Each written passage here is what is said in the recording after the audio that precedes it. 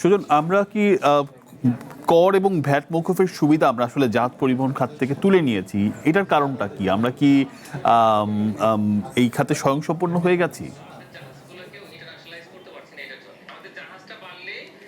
না, ধন্যবাদ আমাকে এখানে সংযুক্ত করার জন্য।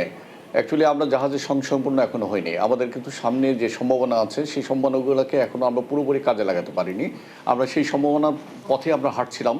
তবে মাঝখানে এই যে ট্যাক্স এবং ভ্যাটের যে বিষয়টা নিয়ে কথা বলেছিলাম, যেটা শুনলাম, এবং যে যারা জাহাজ মালিক সম্প্রদায় আছেন তারা কিন্তু এই বিষয়টাকে কিন্তু সুস্পষ্টভাবে তুলে ধরেছেন যে আমাদের যে ট্যাক্স এবং ভ্যাট এই জায়গাটাতে কমিয়ে আনলে পরে যে তাদের যে সম্ভাবনা ছিল, আগে যে জাহাজের আমাদের সংখ্যা ছিল তার থেকে কিন্তু অনেক বেশি সংখ্যা ইতিমধ্যে আমরা দেখেছি। প্রায় 100টা জাহাজ আমাদের বাংলাদেশের পতাকাবাহী জাহাজ আমরা ছাড়িয়ে গেছি। তার মধ্যে বেশ কিছু বাল্কের খোলা জাহাজ আছে, প্লাস কিছু আপনার বিভিন্ন কেমিক্যাল জাহাজ আছে, কাছাকাছি আবার আমাদের কিছু কন্টেনার পরিবাহিত করার মতো জাহাজও তৈরি হয়েছে।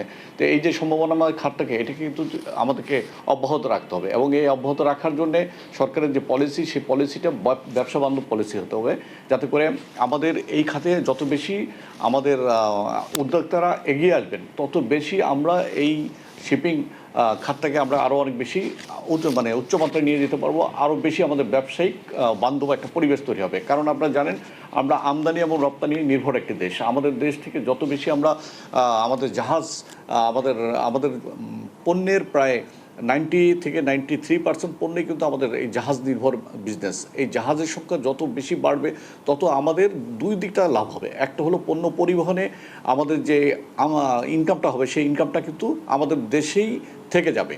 এটা হলো আমাদের আছে। সেখানে আমরা দেখতে পাচ্ছি যে মূলত আমাদের আমদানি রপ্তানির জন্য আমরা দেশীয় থেকে 11% নিজেদের পরিবহনের মাধ্যমে করি, বাকি 89%ই কিন্তু আমরা বিদেশি জাহাজের মাধ্যমে আসলে করে থাকি।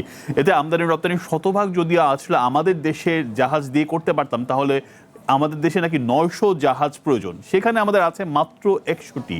মানে এখানে তো আসলে আমাদের জাহাজ সংখ্যা বাড়ানোর দিকে সরকারের নজরটা দেওয়া উচিত। তার মধ্যে আমরা শুনেছি যে বেশ কিছু জাহাজ, 2টা জাহাজ এর মধ্যে নষ্ট হয়েছে, সেটি পড়ে আছে। কি বলবেন আসলে? এই জায়গাগুলোতে আমি বলছিলাম যে যত বেশি সংখ্যা জাহাজ বাড়বে আমাদের এই জাহাজগুলো যেই রুটেই চলুক না কেন, বাংলাদেশের পণ্য পরিবহন করুক কিংবা অন্য দেশের পণ্য অন্য দেশ থেকে এক দেশ থেকে ভিন্ন দেশে যদি পরিবহন করে, কিন্তু আয়টা কিন্তু আমাদের দেশের জাহাজ মালিকানা থাকাতে আয়টা কিন্তু কোনো না কোনোভাবে আমাদের বাংলাদেশে ডলারই বাংলাদেশে আসবে। তার সাথে আরেকটা জিনিস যেটা আমি বলছি, সেখানে আমাদের একটা বিশাল সম্ভাবনার দিক হলো আমাদের যত জাহাজের সংখ্যা বাড়বে আমাদের দেশীয় যারা নাবিক আছে তারা নাবিকের কিন্তু একটা কর্মসংস্থানের জায়গা হচ্ছে। আপনারা জানেন যে নাবিকদের কিন্তু প্রচুর পরিমাণে কিন্তু আপনার বৈদেশিক মুদ্রায় কিন্তু তাদেরকে আপনার বেতন ভাতা ইত্যাদি পরিশোধ করতে হয়। এই যে বেতন ভাতা যে পরিশোধ করতে হয় সেই বেতন ভাতা আমাদের দেশের নাগরিক, আমাদের দেশের নাবিক যদি সেই জাহাজগুলোতে চাকরি পায়, সুযোগ পায়, কর্মসংস্থানের সুযোগ পায়, তাহলে কিন্তু তাদেরও একটা বিশাল আয়ের একটা সম্ভাবনা তৈরি হলো। এবং সেই আয়গুলোও কিন্তু আমাদের দেশের যেহেতু এই নাবিকরা চাকরি করছেন তারা রেমিটেন্সটা কিন্তু বাংলাদেশেই চলে আসতেছে। সেই ক্ষেত্রেও কিন্তু আমাদের একটা বৈদেশিক একটা বিশাল আয়ের, এটা কিন্তু আমরা অনেক সময় যদি সংখ্যায় আমরা নাও দেখতে পারি, কিন্তু একটা হিসাবে দেখা যায় যে আমাদের দেশে যদি আমরা যদি 1000 থেকে 1200 লোক যদি আমাদের এইসব জাহাজগুলোতে চাকরি করে, সেই ক্ষেত্রে আমাদের কিন্তু অনেক আপনার $1 মিলিয়ন কিন্তু বিজনেস, $1 মিলিয়ন কিন্তু। তার বাইরে কি আমরা আসলে জাহাজ ভাড়া দেওয়ার মাধ্যমে কি বৈদেশিক আয় করতে পারি না? সেই সুযোগটা কি থাকে না? সেটাই আমি বলছিলাম যে আমাদের যদি বাংলাদেশের মালিকানাধীন জাহাজই থাকে, সেই জাহাজ যেই রুটে চলাচল করুক না কেন, ধরেন আমি একটা উদাহরণ হিসেবে বললাম, মিডল ইস্টের কোনো একটা দেশ থেকে পণ্য নিয়ে সে ব্রাজিলে গেল, ব্রাজিলে যাক, আবার ব্রাজিল থেকে সে পণ্য নিয়ে হয়তো আরেকটা দেশে গেল, সিঙ্গাপুরে আসলো, যেই দেশেই চলাচল করুক না কেন, যেহেতু জি বুঝতে পারছি। জি, আমরা তো অন্তর্বর্তী সরকারের শেষ সময় দেখলাম যে বাংলাদেশ শিপিং কর্পোরেশন আরো 3টি জাহাজ কিনবে এমন ঘোষণা এসেছিল। সেগুলোর কি অবস্থা? সেগুলোকে আদৌ কেনা হয়েছে এখন পর্যন্ত? না, আমরা যতটুকু জানি যে সেটি এখনো প্রক্রিয়াধীন আছে। মাঝখানে যে আগে একটা জাহাজের অর্ডার দিয়েছিল তারা বোধহয় স্থগিত রেখেছে, আমি যতটুকু জানি, যদি ভুল না করে থাকি। তাহলে আমার মনে হয় এই জায়গাগুলোকে আবার নতুন করে চিন্তা ভাবনার একটা সময় এসছে।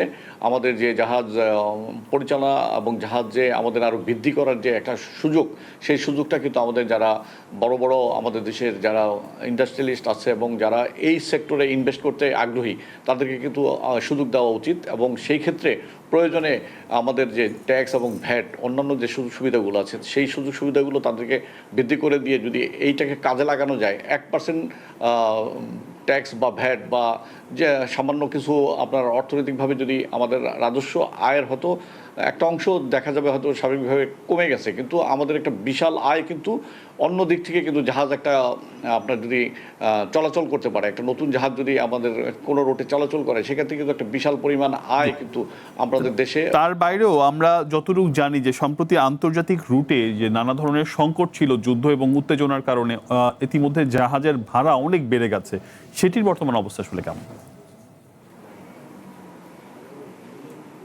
না, এটি একটা আপনার অনেকটা এই যুদ্ধকালীন সময় বা অন্যান্য বিপর্যয়ের সময় এই ধরনের সারা পৃথিবীতেই ধরনের ঘটনাগুলো ঘটে, যে আপনার যখনই কোনো কোথাও বৈশ্বিক যুদ্ধ কিংবা আপনার যখন কোনো ক্রাইসিস হয়, সেই সময় আপনার তেলের দাম বেড়ে গেলে জাহাজের ভাড়াও বেড়ে যায়। এটা মানে অনেকটা স্বাভাবিক ঘটনার মতোই, এটাকে মানে বিচ্ছিন্নভাবে দেখার কোনো সুযোগ নেই, কারণ এটা তেলের সাথে জাহাজের একটা বিশাল মানে যেহেতু জাহাজগুলো ফুয়েলের উপরে নির্ভর করে চলাচল করে, ফুয়েলের দাম বেড়ে গেলে আপনার ফ্রেট বেড়ে যাওয়ার সম্ভাবনা থাকে, এটা স্বাভাবিক। এটাকে মেনে নিয়েই কিন্তু আমাদের যারা ব্যবসায়ী আছে তাদেরকে এটা ব্যবসা করতেই হবে, সারা বিশ্বে কিন্তু এটা ঘটে। তো আমরা যেটা বলছি যে এগুলো মূল ব্যাপার না, সারা বিশ্বে যা হবে আমাদের জন্য তাই হবে, কিন্তু আমাদের যদি নিজস্ব জাহাজ থাকে তাহলে আমাদের যেই সুযোগগুলো মানে সম্ভাবনাগুলো তৈরি হয়, সেই সম্ভাবনাগুলোকে যদি আমরা যারা বন্দর ব্যবহারকারী আছি, আমরা যারা এই ব্যবসাতে যারা ইনভেস্ট করতে আছে, তাদেরকে নিয়ে যদি আমাদের যারা কর্তৃপক্ষ আছে তারা যদি নতুন করে আবার চিন্তা ভাবনা শুরু করে যে কিভাবে এই সেক্টরগুলোকে এগিয়ে নেওয়া যায়। শুধু অর্থাৎ আপনি বলছেন যে এই কর এবং এই ভ্যাট সুবিধাগুলো আসলে আরো বর্ধিত করতে হবে, বরং এতে আমাদের বিনিয়োগকারীরা আগ্রহী হলে আমাদের দেশের জাহাজ সংখ্যা বাড়বে, সরকার সেই ব্যাপারে নজর দিতে হবে।